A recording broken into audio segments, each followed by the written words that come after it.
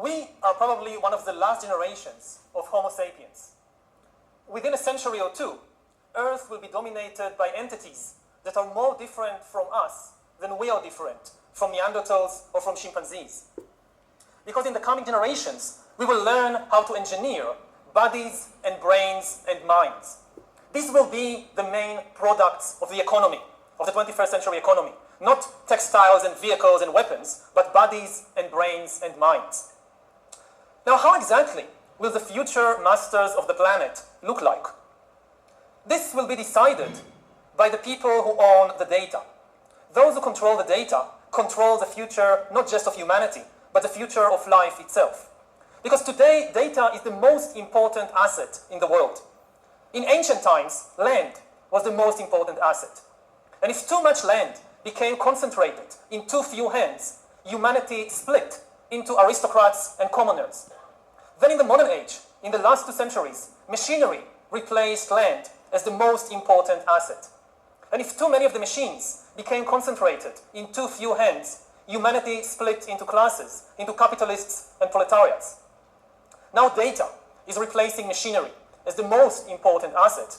And if too much of the data becomes concentrated in too few hands, humanity will split not into classes, it will split into species, into different species. Now, why is data so important? It's important because we've reached the point when we can hack not just computers, we can hack human beings and other organisms.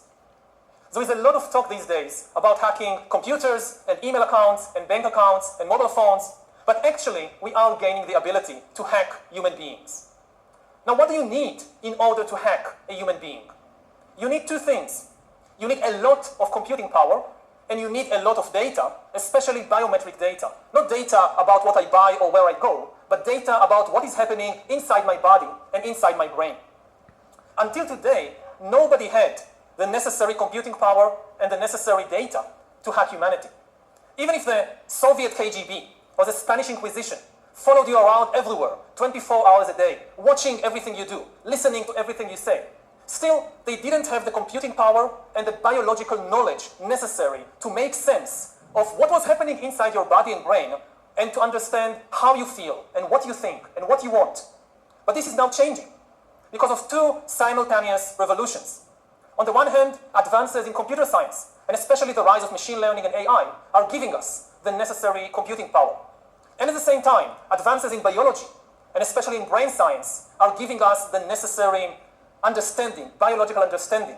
You can really summarize 150 years of biological research since Charles Darwin in 3 words. Organisms are algorithms. This is the big insight of the modern life sciences. That organisms, whether viruses or bananas or humans, they are really just biochemical algorithms. And we are learning how to decipher these algorithms. Now, when the 2 revolutions merge, when the infotech revolution merges with the biotech revolution, what you get is the ability to hack human beings. And maybe the most important invention for the merger of infotech and biotech is the biometric sensor that translates biochemical processes in the body and the brain into electronic signals that a computer can store and analyze. And once you have enough such biometric information and enough computing power, you can create algorithms that know me better than I know myself. And humans really don't know themselves very well. This is why algorithms have a real chance of getting to know ourselves better. We don't really know ourselves. To give an example, when I was 21, I finally realized that I was gay after living for several years in denial. And this is not exceptional. A lot of gay men live in denial for many years. They don't know something very important about themselves.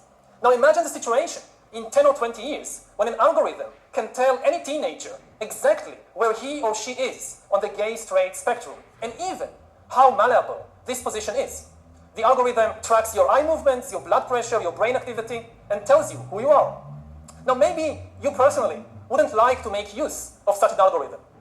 But maybe you find yourself in some boring birthday party of somebody from your class at school, and one of your friends has this wonderful idea that I've just heard about this cool new algorithm that tells you your sexual orientation, and wouldn't it be a lot of fun if everybody just takes turns testing themselves on this algorithm as everybody else is watching and commenting? What would you do? Would you just walk away? And even if you walk away, and even if you keep hiding from your classmates or from yourself, you will not be able to hide from Amazon and Alibaba and the secret police.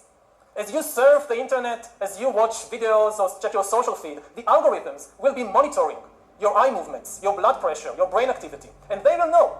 They could tell Coca-Cola that if you want to sell this person some fuzzy, sugary drink, don't use the advertisement with the shirtless girl. Use the advertisement with the shirtless guy. You wouldn't even know that this was happening, but they will know, and this information will be worth billions.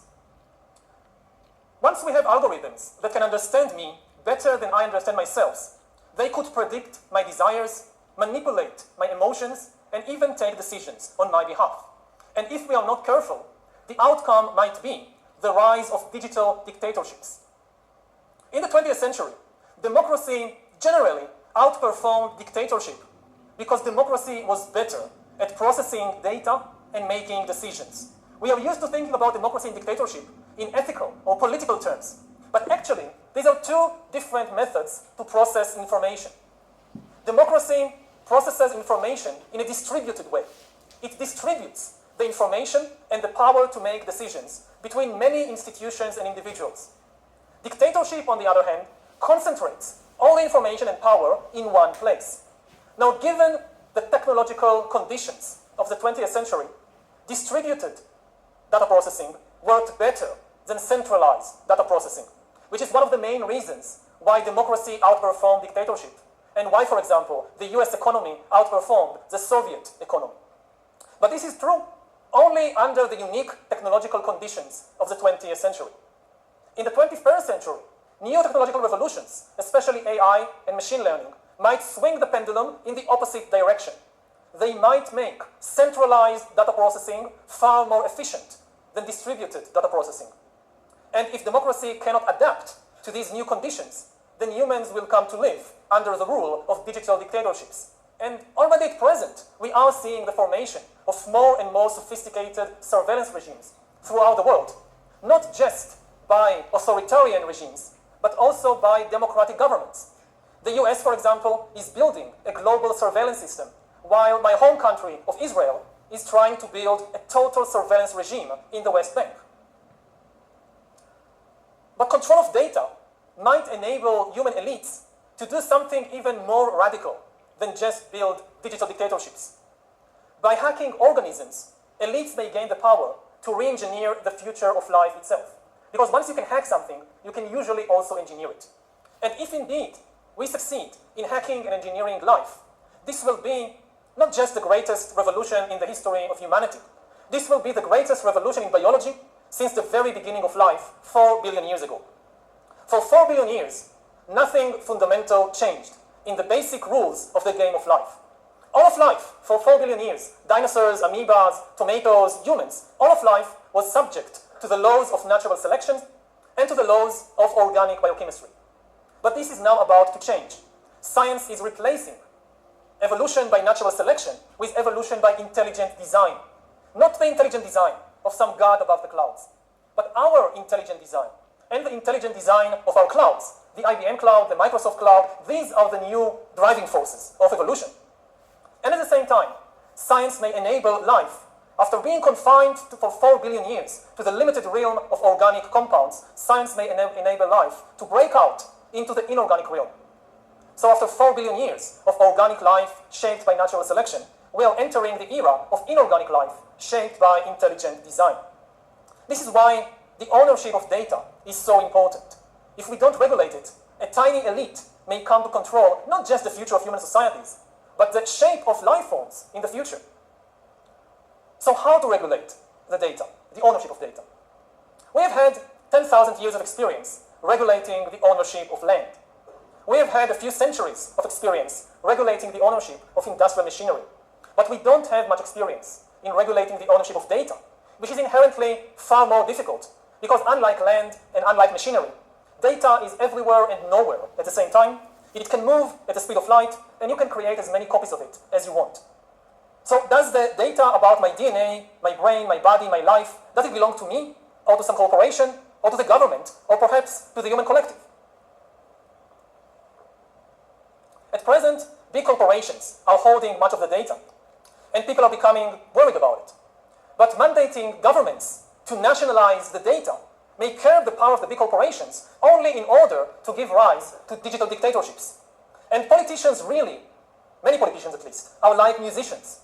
And the instrument they play on is the human emotional and biochemical system. A politician gives a speech and there is a wave of fear all over the country. A politician tweets and there is an explosion of anger and hatred.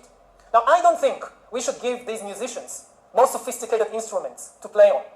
And I certainly don't think they are ready to be entrusted with the future of life in the universe. Especially as many politicians and governments seem incapable of producing meaningful visions for the future.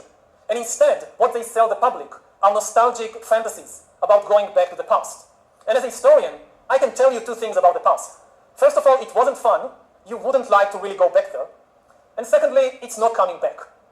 So nostalgic fantasies really are not a solution. So who should own the data? I frankly don't know. I think the discussion has just begun. Most people, when they hear the talk about regulating data, they think about privacy, about shopping, about companies, corporations that know where I go and what I buy. But this is just the tip of the iceberg. There are much more important things at stake. So the discussion has hardly begun, and we cannot expect instant answers. We had better call upon our scientists, our philosophers, our lawyers, and even our poets, or especially our poets, to turn their attention to this big question. How do you regulate the ownership of data? The future, not just of humanity, but the future of life itself may depend on the answer to this question. Thank you.